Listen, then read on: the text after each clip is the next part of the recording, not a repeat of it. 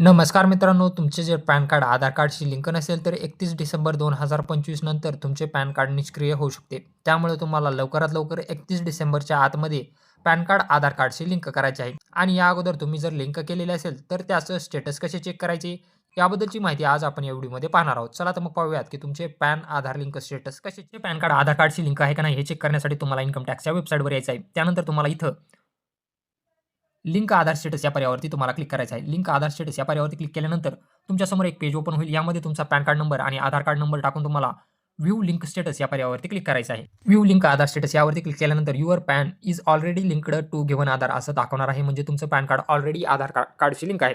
आणि ज्यांचं लिंक नसेल त्यांना इथं दाखवणार आहे your PAN is not linked with given Aadhaar.